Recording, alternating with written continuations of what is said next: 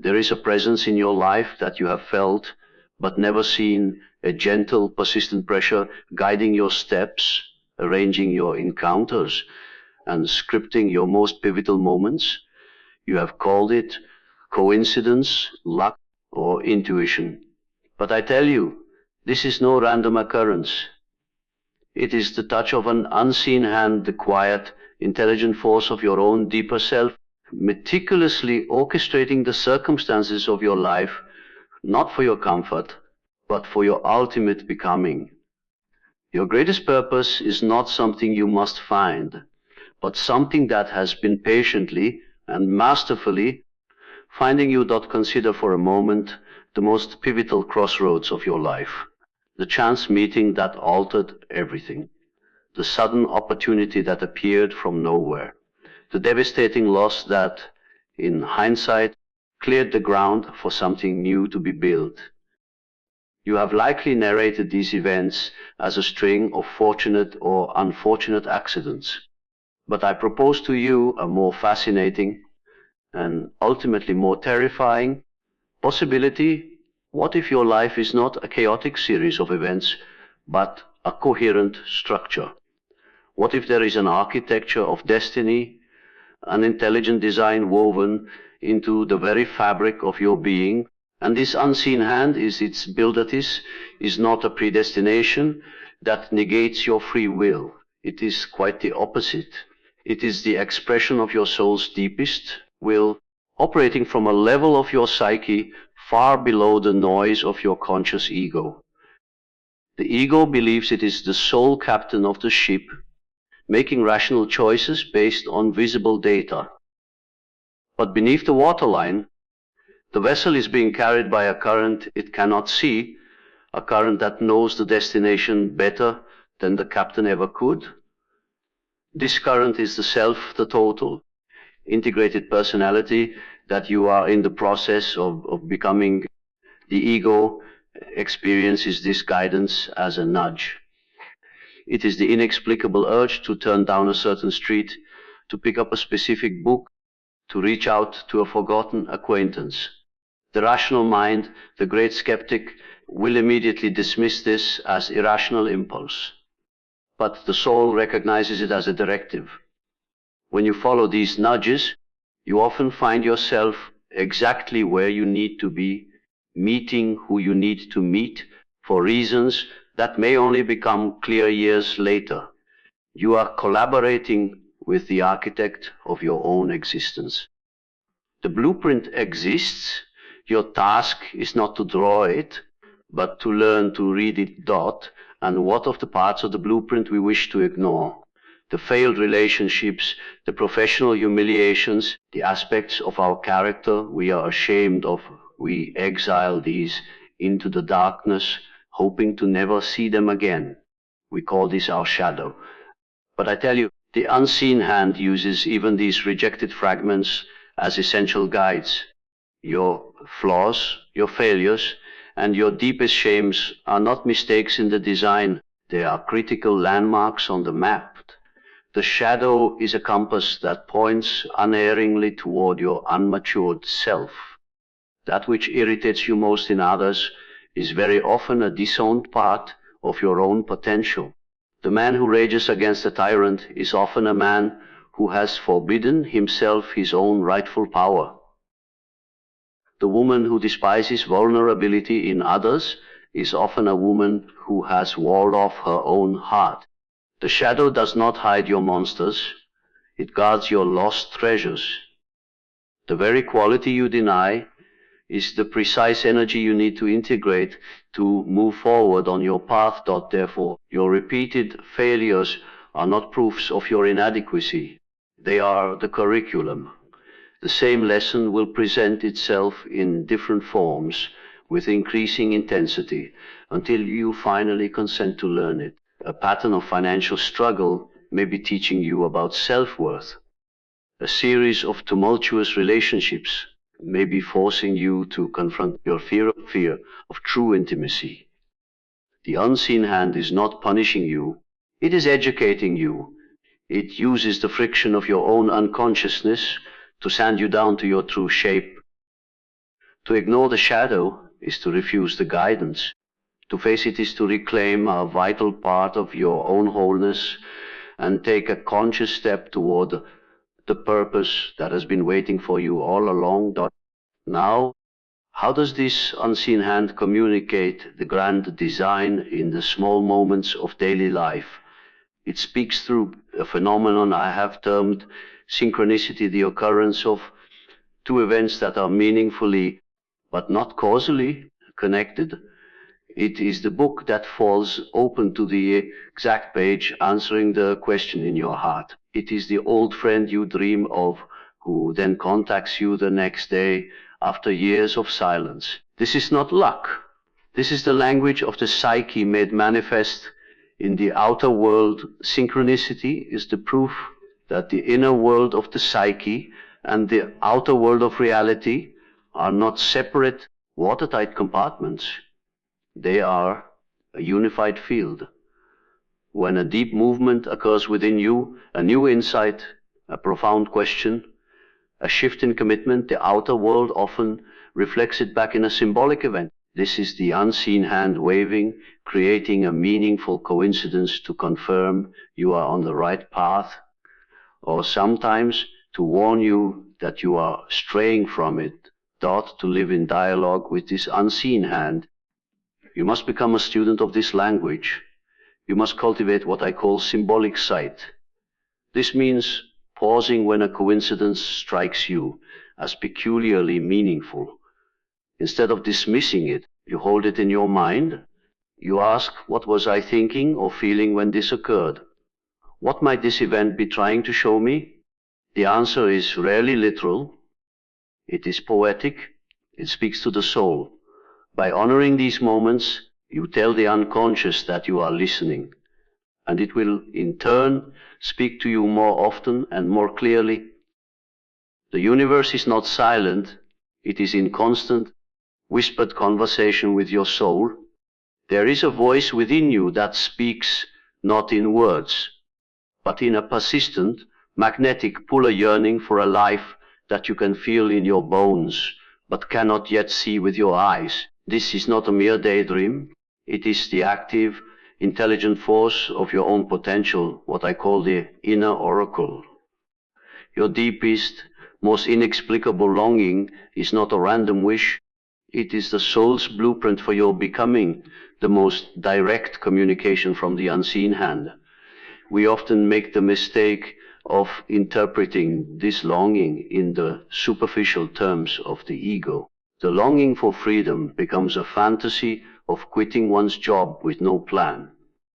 The longing for connection becomes a desperate search for a perfect partner who will complete us. But these are childish interpretations of a profound symbolic language.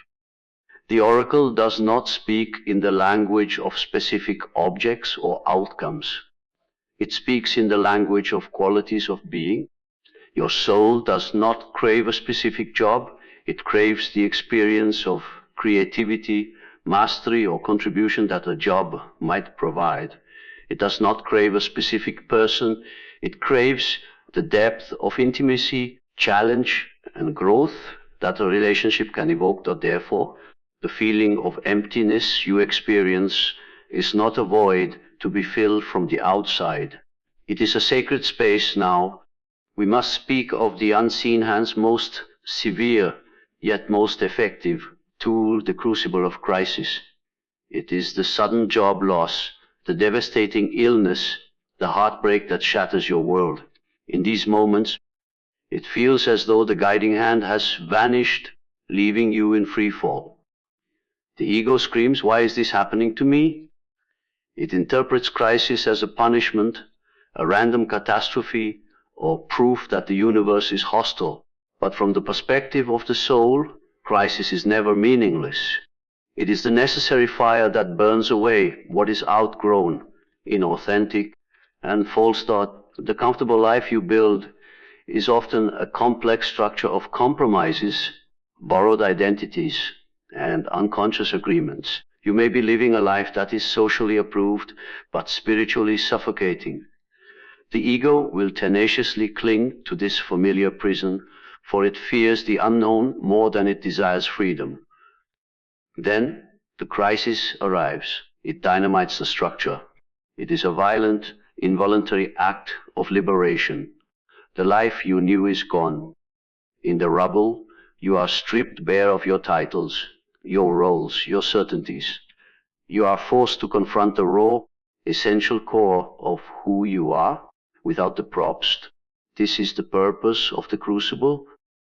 It does not destroy you, it refines you. It forces you to ask the fundamental questions. Who am I when everything I thought I was has been taken away? What is truly mine to do in this world? In the heat of this fire, the dross of your superficial desires burns away, and the gold of your true purpose begins to glow. The breakdown is in truth a breakthrough. The unseen hand has not abandoned you, it has initiated you. It has used the crisis to break you out of a path that was leading you away from yourself and placed you naked and humble at the true starting line of your destiny.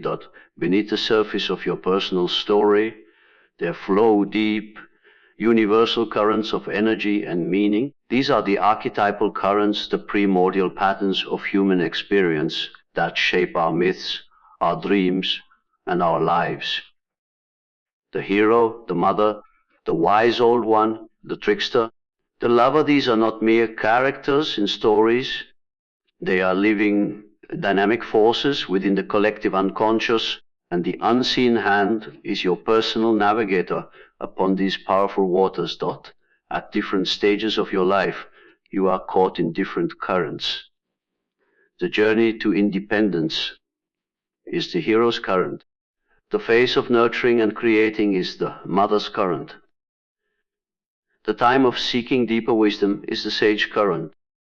The unseen hand orchestrates your experiences to align you with the archetypal energy that is most necessary for your development at that time.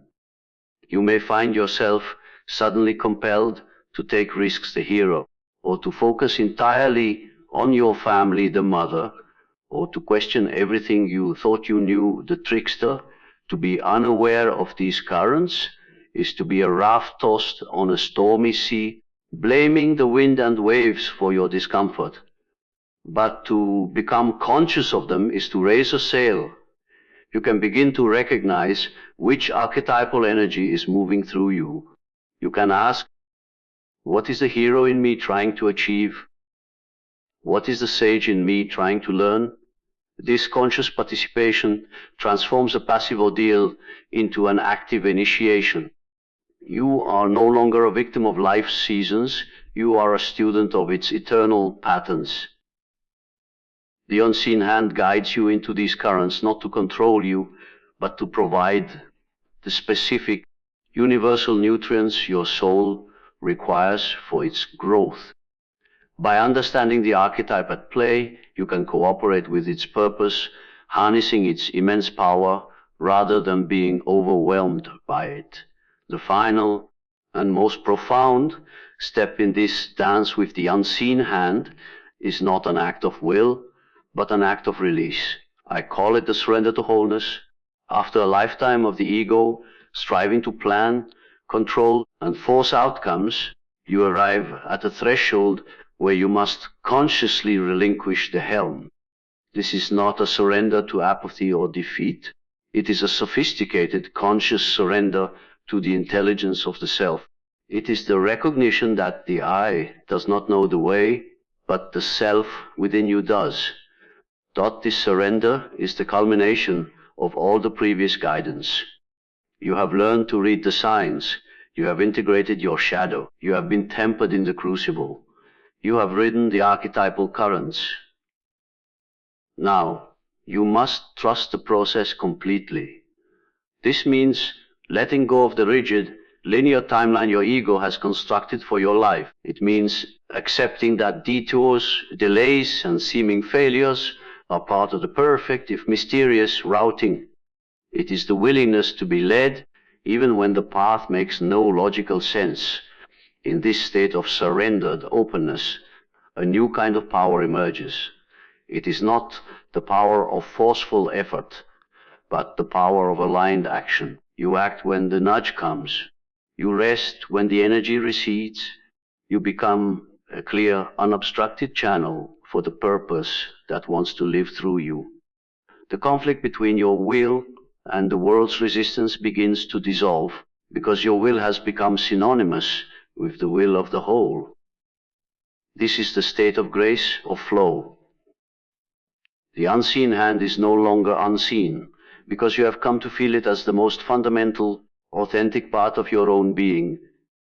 You and your purpose are no longer two separate things seeking each other. You have become one. The journey ends where it began within you, but now you are finally fully at home. So you see, you have never been alone on this journey. You have never been a solitary wanderer in a chaotic universe. The architecture was always there. The guidance was always being offered through the nudge of intuition, the mirror of your shadow, the poetry of synchronicity, and the blueprint of your longing. The unseen hand has been that of your own deeper self, the totality of who you are, patiently, lovingly, and relentlessly guiding the fragment of you that you call I toward its own completion. Your purpose is not a destination to be reached, but a wholeness to be realized. Now, having heard this, you can no longer plead ignorance. You can no longer blame chance. The responsibility for the journey now rests squarely and gloriously with you. Go forward with your eyes open. Trust the nudge. Learn from the failure. Decode the coincidence. Follow the longing. The greatest adventure of your life, the conscious collaboration with your own destiny, begins now. Thank you, and may your journey be rich with meaning.